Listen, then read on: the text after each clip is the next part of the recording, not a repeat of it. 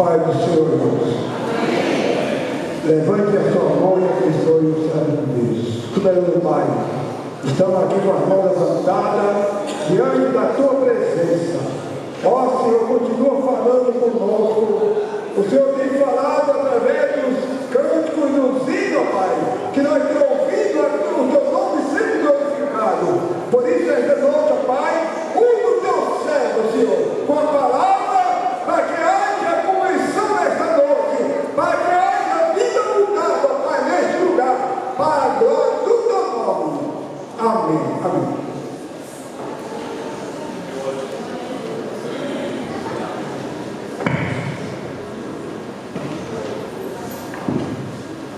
Meus queridos, a paz do Senhor Jesus. Amém. Vamos à palavra de Deus, Tito capítulo 2, versículo 11 até o versículo 15. Enquanto vocês procuram, eu quero externar a minha alegria e honra de retornar a esta casa de oração, a esta casa do reino. Eu acho, pastor, pelas minhas contas, é a quinta ou a sexta vez que eu estou por aqui, se a minha memória não estiver falhando. Estive aqui com outros amigos e companheiros, e para mim é uma alegria retornar a esta casa. Da última vez eu estive com a minha esposa e a minha filhinha. Hoje não foi possível, mas na próxima ocasião, querendo Deus, estaremos juntos aqui em família para engrandecermos o Rei dos Reis e Senhor dos Senhores. Amados, minha gratidão aos varões, a este trabalho dos valentes de Davi. O Senhor Deus continue sustentando os varões desta casa em nome de Jesus. Vamos ler a palavra, Tito 2, 11 a 15. Diz assim: os irmãos acharam? Quem achou, diga amém. Amém.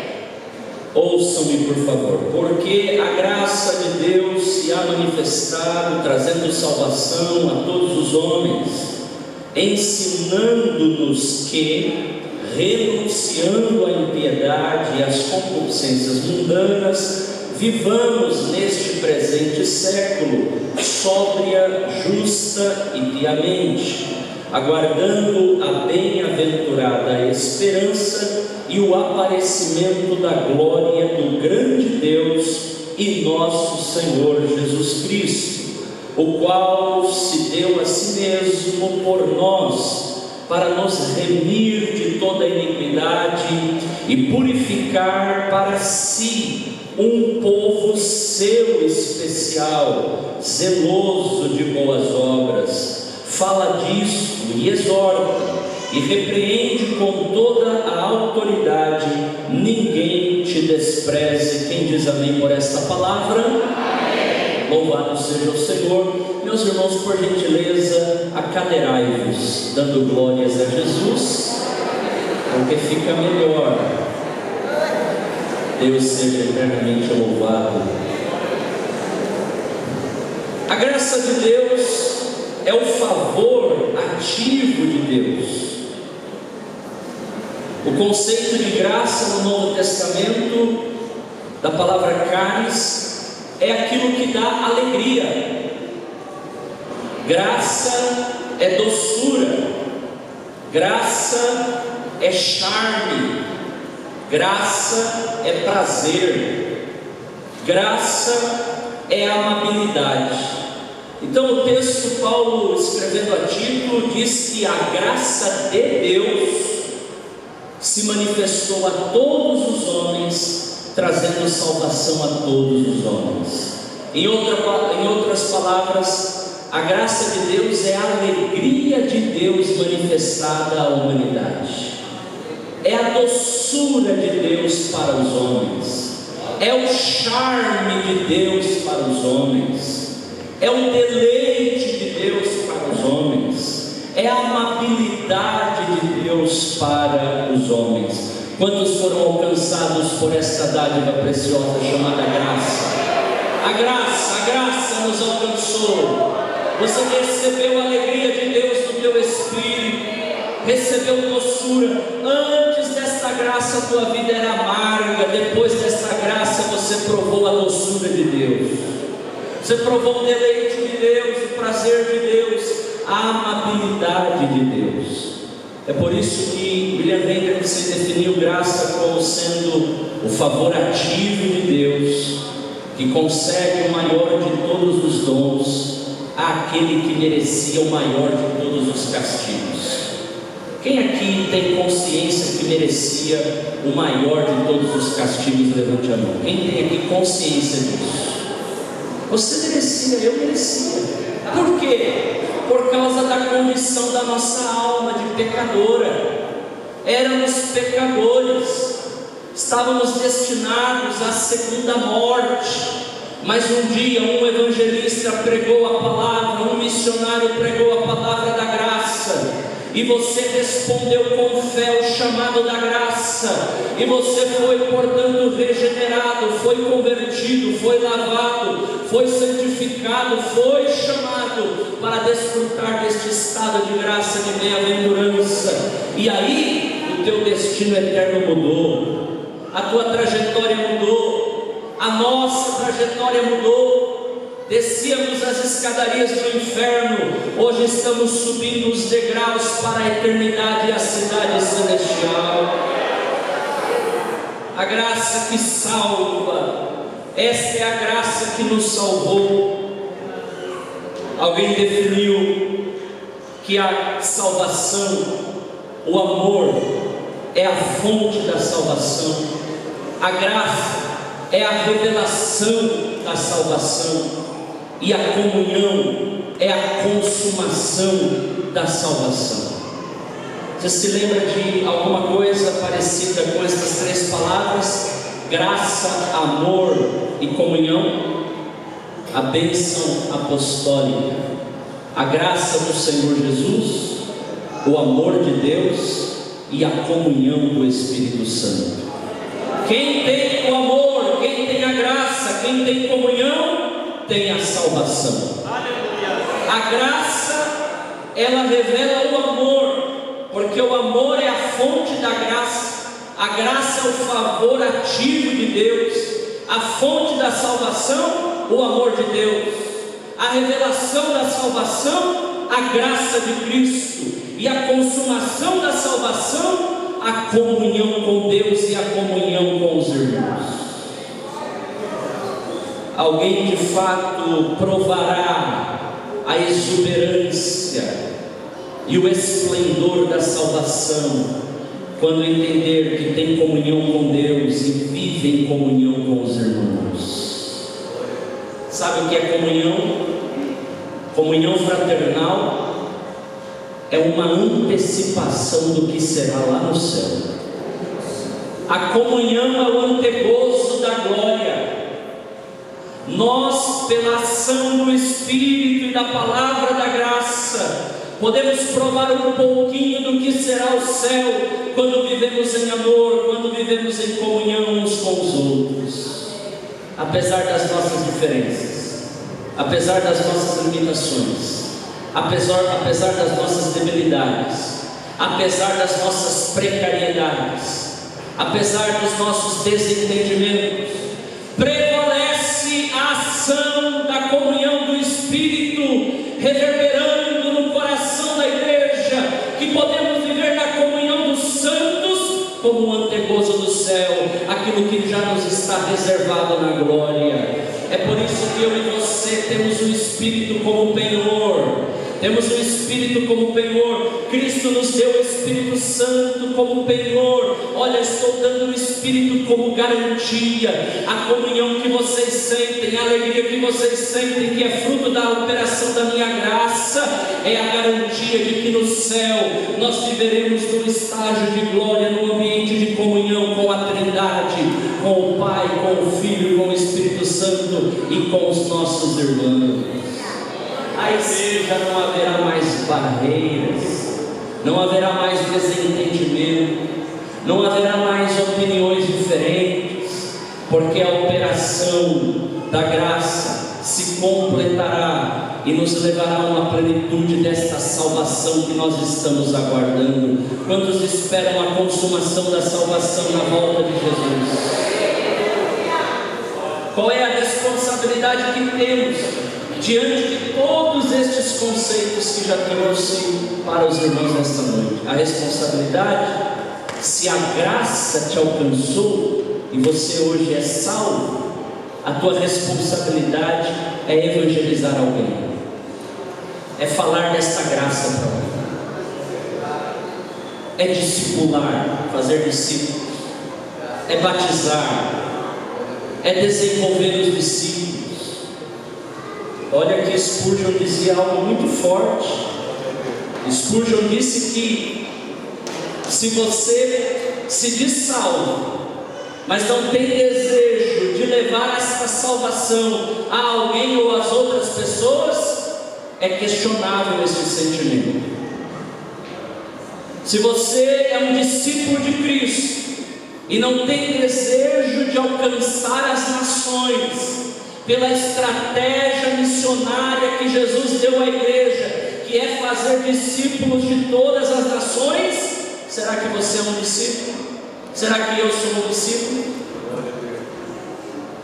Spurgeon ainda dizia, pastor Ademir, que evangelizar é um mendigo falando para outro mendigo onde ele encontrou o pão na casa do pão.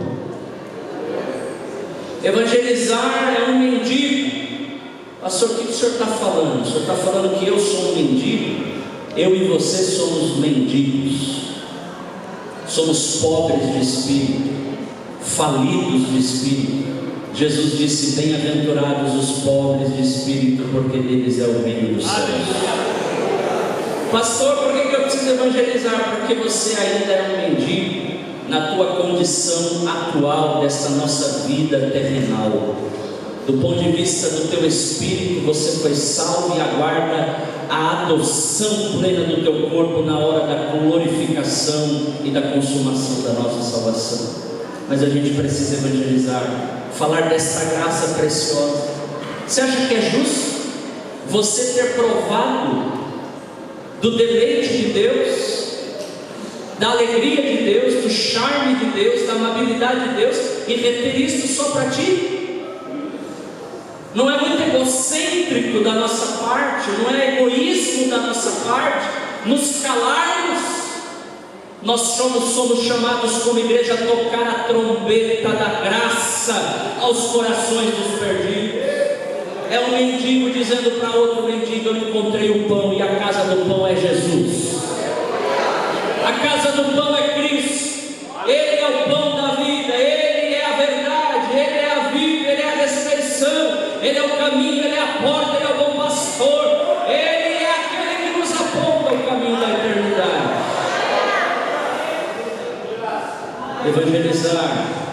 Evangelizar, discipular e desenvolver os discípulos.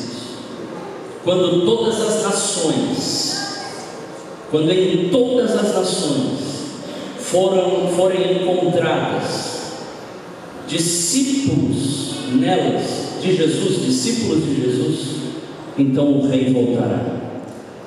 A grande comissão será cumprida, com todo respeito, me entenda o contexto da minha fala agora, não pelas agências missionárias, nem pelas agências para-eclesiásticas. A missão e a grande comissão e a missão da igreja será cumprida quando os discípulos fizerem discípulos em todas as nações. É claro que o que Jesus nos responsabiliza é apenas pregar, evangelizar. Ele não nos responsabilizou de converter ninguém. Eu costumo dizer lá na igreja: graças a Deus a gente ainda não está convertendo ninguém, porque quem converte é o Espírito Santo através da pregação da palavra. Não tenha medo de pregar, não tenha receio de falar do Evangelho. Evangelho é notícia jubilosa, Evangelho é boa notícia, Evangelho é boa nova. Não tenha receio, pregue, amado, fale de Jesus, declare a grandeza e as virtudes de Jesus. O resto é o Espírito Santo que fará. Mas não falhemos na nossa responsabilidade evangelística e missionária. Em segundo lugar, capítulo 2 de Tito, versículo de número 12, nós vemos Paulo declarando algo muito importante. que esta graça nos ensina, nos ensinando que, renunciando à impiedade e às paixões mundanas e carnais, esta graça nos educa. A graça não apenas nos salva, a graça que salva é a graça que educa. Você é um discípulo de Jesus, uma discípula de Jesus. Você é um aprendiz. Você tem coração ensinável. Você ama a palavra, porque nela você encontra Cristo. É só na palavra que você vai encontrar Jesus Cristo. Você não vai encontrar Cristo no teu imaginário, nas confabulações da tua mente, no que as religiões dizem. Eu estou falando do autêntico Cristo. O autêntico e verdadeiro Cristo você encontrará somente na palavra e nas Escrituras. Que Cristo que você está pensando que serve? É o Cristo bíblico ou é o Cristo popular? Existem muitos Jesus ou Cristos por aí. John Stott dizia o seguinte: nada é mais importante para o discípulo maduro do que ter uma visão renovada e clara e verdadeira do Jesus autêntico. Não é um Jesus criado por Hollywood ou Bollywood. É um Jesus popstar? Não. É um Jesus revolucionário? Não. É um Jesus político? Não. É um Jesus filósofo? Não. É um Jesus que disse: eu sou o caminho, a verdade e a vida, ninguém vem ao Pai senão por mim. É um Jesus que sim, os efeitos revolucionaram o mundo, mas não porque era um revolucionário, um anarquista ou coisa do gênero. Ele era a própria vida, ele era a própria verdade, ele é o próprio caminho que conduz a Deus. Esta salvação que recebemos pela graça, ela precisa se converter em mudança de vida e de comportamento na nossa existência. A salvação não é só o momento da hora da decisão por Jesus. A salvação é o seguir a Cristo, imitando-o diariamente no meu viver. Aleluia. Olha o que disse Billy Graham: a salvação ela é de graça, mas o discipulado vai custar tudo que você e eu temos. Tudo que temos, a salvação vai custar tudo. Você vai ter que abandonar coisas, vai ter que abandonar e rejeitar o passado, as velhas práticas, a vida de outrora. O antigo estilo de vida terá de ser abandonado, porque se alguém está em Cristo, nova criatura é. As coisas velhas já se passaram e eis que tudo se fez novo. O Cristo que ressurgiu dentre os mortos, o emergente dos mortos, aquele que morreu e 36 horas depois ressuscitou, se tornou o último Adão, o protótipo de todos os salvos e santos. E quando ele salva alguém e salva o grupo de discípulos, a sua igreja, esta igreja é uma nova sociedade, é uma nova comunidade que ele criou, e nós devemos andar à imagem de Jesus. Devemos caminhar da maneira como ele caminhou. Vai exigir tudo da gente. Billy Graham dizia que a decisão do altar é importante ao começo. A igreja se alegra ao contemplar as vidas do altar, com lágrimas ou sem lágrimas. Mas Billy Graham disse que a decisão é 5%. E o discipulado, seguir a Jesus, é 95%. Billy Graham que fez cruzadas e mais cruzadas para milhares, talvez o evangelista do século passado, início deste século, que pregou para mais pessoas pessoalmente, presencialmente, em toda a história da igreja, em mais de 2000 anos de história da igreja.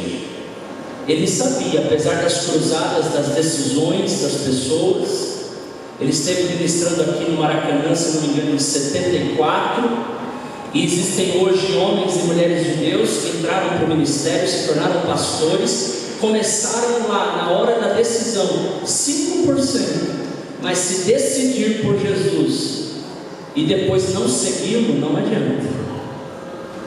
Precisa ser discípulo de verdade. Não é